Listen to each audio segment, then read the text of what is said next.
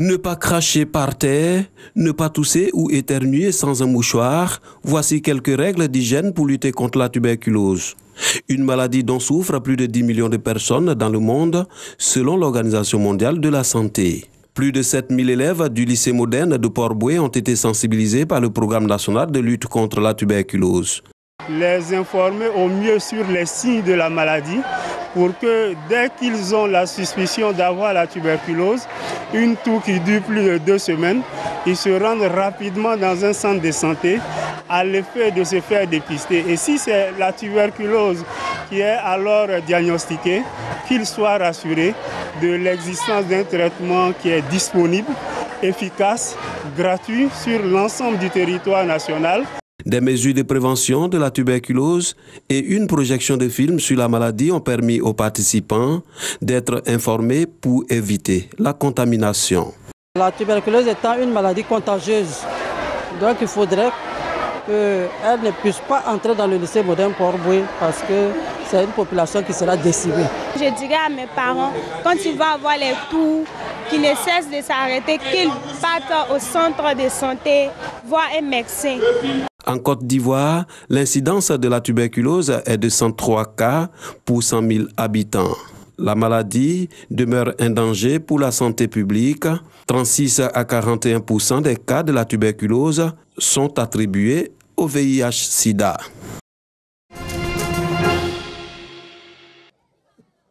230 élèves sélectionnés dans les 4 écoles confessionnelles islamiques de Bingerville reçoivent chacun un kit scolaire.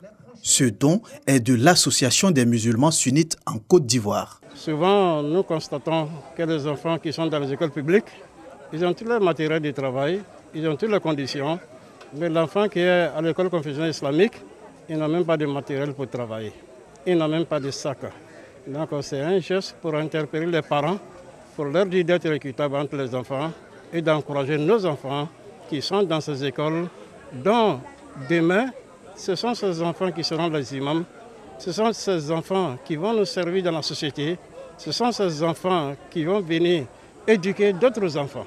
Les bénéficiaires traduisent leur gratitude aux donateurs. On n'avait pas de sacs pour des fournitures pour l'école. Bon, alors on remercie Allah subhanahu wa ta'ala. Grâce aux imams, nous avons reçu les kits scolaires. Alors on doit remercier les imams. En marge de cette cérémonie, les guides religieux ont animé des conférences sur l'importance des écoles confessionnelles islamiques et le rôle du muezzin dans la société. Allah subhanahu wa ta'ala lui-même demande aux pères de famille de poser des actions qui vont le préserver lui et sa famille du feu de l'enfer. Et l'action fondamentale à l'endroit des plus jeunes, c'est leur donner une éducation islamique. Mais les contingences existentielles font qu'aujourd'hui, beaucoup de parents ont démissionné ou sont submergés par les préoccupations qui n'ont pas le temps ou les moyens de donner une éducation islamique adéquate à leurs enfants. Donc, les structures islamiques d'enseignement viennent donner une solution à la préoccupation des parents. Le rôle du muezzin dans notre communauté, c'est lui qui est chargé d'appeler, de rappeler les heures de prière aux fidèles. Et c'est un rôle, disons, social. Donc quand il le fait, pas pour seulement les musulmans, mais même les non-musulmans se servent de l'appel du muezzin pour pouvoir vaquer à certaines occupations. Cette cérémonie a pris fin par l'investiture de Diallo Mokhtar comme président communal des muezzins de Bingerville.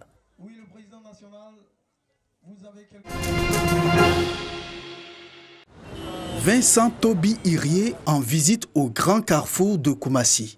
4 mois après avoir interdit toute activité de transport sur ces sites qui servaient de gare routière, le préfet d'Abidjan est venu constater la restauration effective de l'autorité de l'État.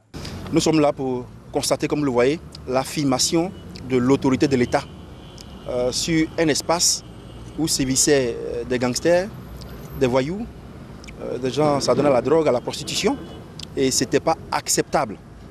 Avec la mairie de Koumassi, mais également toutes les forces que vous voyez ici présentes, il y a eu des actions énergiques pour remettre de l'ordre dans ce secteur ici, pour mettre aux arrêts les personnes qui ont commis des délits et pour donner ce bel espace que vous voyez, symbolisé par la force de la République que représente le drapeau ici derrière nous. Plus de Nyambro, Plus de bagarres entre syndicats de transporteurs au grand carrefour de Koumassi. Force est désormais à la loi. En témoigne le drapeau tricolore qui flotte de jour comme de nuit. Pour le préfet et les autorités communales, ce retour à l'ordre doit servir d'exemple aux autres communes. Koumassi est devenu aujourd'hui un exemple à suivre. Et si nous avons la visite du préfet, nous sommes fiers, nous sommes tout à fait contents parce que c'est une reconnaissance nationale que nous avons. Et nous croyons que les autres communes doivent pouvoir prendre l'exemple de la commune de Koumassi. Pour rappel, le 12 juin 2019, une bagarre entre syndicats de transporteurs de l'ancienne gare de Koumassi, Grand Carrefour, avait fait un mort et plusieurs blessés. Pour mettre fin à ce conflit, le préfet d'Abidjan a pris 4 mesures draconiennes, au nombre desquelles la fermeture immédiate de la gare et l'arrestation de plusieurs syndicalistes.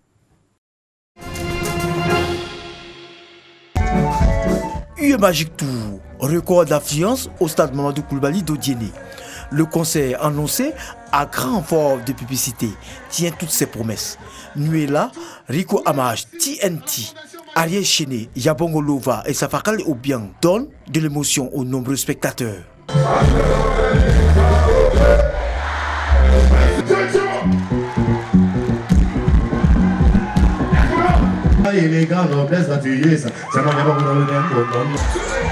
L'humour retient l'attention des spectateurs avec Ankadeka, lui-même originaire d'Odiéné.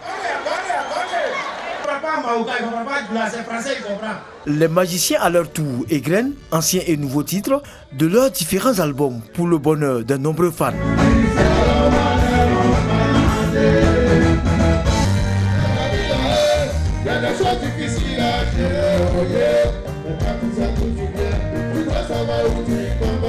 Initiateurs et autorités apprécient le spectacle. Il y a beaucoup plus de filles scolarisées, je vous dirais depuis l'avènement du président Alassane Ouattara aux affaires.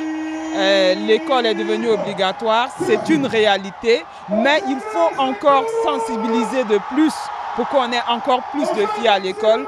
Et c'est pour ça que je ne finirai pas de dire merci à son Excellence, Monsieur l'ambassadeur de l'Union européenne. Ces valeurs partagées, notamment de scolarisation des enfants et des jeunes filles en particulier, est essentielle. Ce que fait l'Union européenne en partenariat avec la Fondation Magic System, c'est réellement de mettre en partenariat et d'aller au contact direct avec la population. Quand un idole pour le jeune passe ses messages, c'est encore beaucoup plus fort.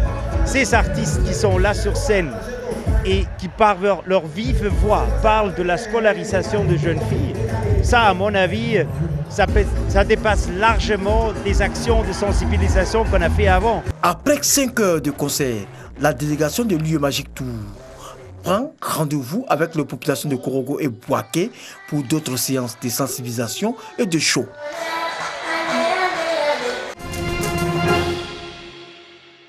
Les Argentins fêtent leur nouveau président, Alberto Fernandez. Le péroniste a remporté l'élection dès le premier tour. On a une grande figure politique, une très grande qui est Alberto Fernando. Il a obtenu 47,99% de voix contre 40,48% pour Mauricio Macri, le président sortant libéral. Plus de 80% des Argentins sont rendus aux urnes.